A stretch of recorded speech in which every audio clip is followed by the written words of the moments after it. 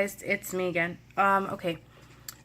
We're picking off here in Mark 3:9, Blue Letter Bible, NIV. Okay, let's get into this.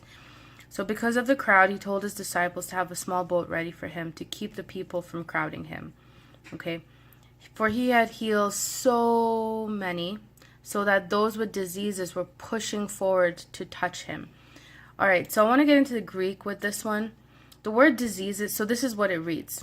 For he had healed many, with the result that all those who had afflictions pressed around him in order to touch him.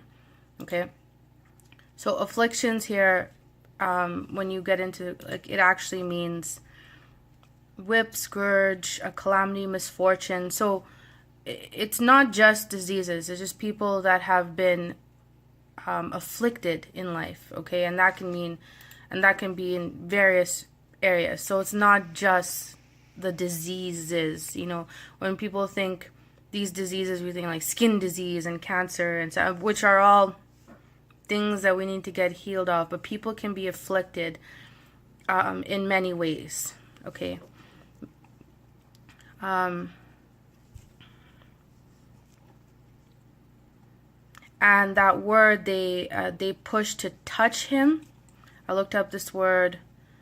They want to touch, like push to touch him or whatever. It actually means to fasten and to adhere, to cling, to fasten fire to a thing. So to kindle or set a fire.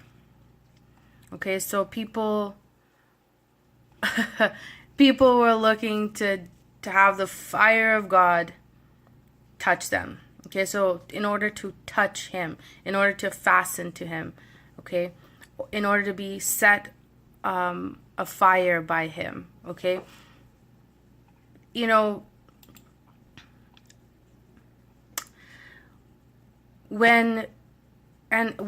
all like in progress, right? It's not just oh, I've accepted Jesus and now, the fire of God will touch everybody around me because I have given my life. No, it's not like that. That's why we have to become disciples, and that's why we have to follow the Lord. That's why we have to learn from him and glean from him. And it does take time. However, when it comes to Jesus, okay, people just know, okay? There's something about him. People just know that it's Jesus. You don't have to have like 10,000 lectures for somebody to know that God is in the room. Okay, the Father is in us overall and through all. God consumes everything. Okay, so I think that's pretty cool. And then whenever the impure spirits saw him, they fell down before him and cried out, "You are the Son of God."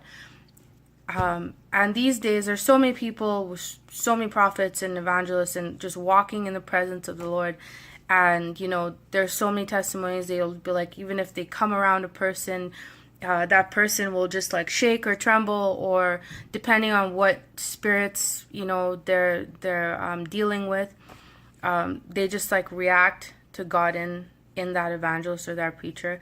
And so it happens a lot even today. So this if you're born again and if you're walking, you're seeking out the kingdom and you're all for God, this is a reality for you.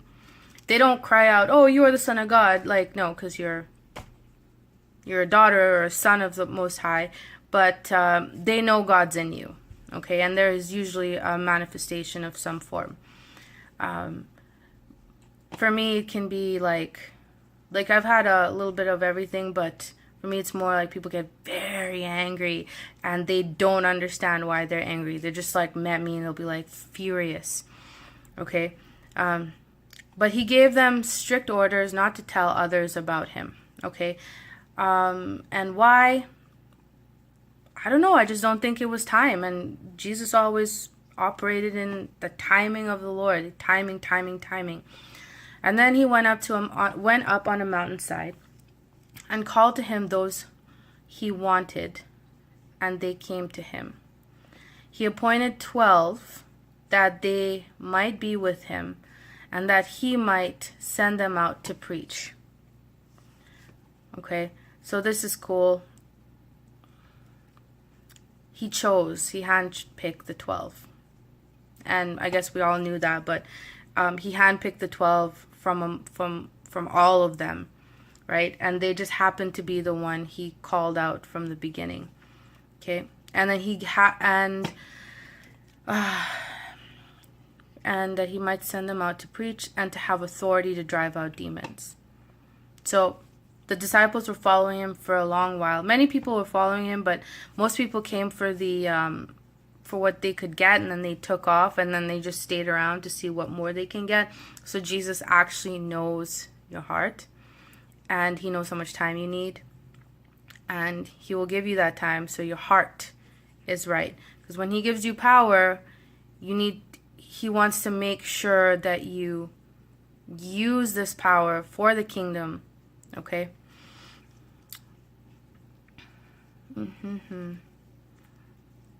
And so these are the 12, right? Simon, to whom he gave Peter, James, his brother John, which means sons of thunder, Andrew, Philip, Bartholomew, Matthew, Thomas, James, son of Alphaeus, Thaddeus, Simon the Zealot, and Judas Iscariot, who betrayed him.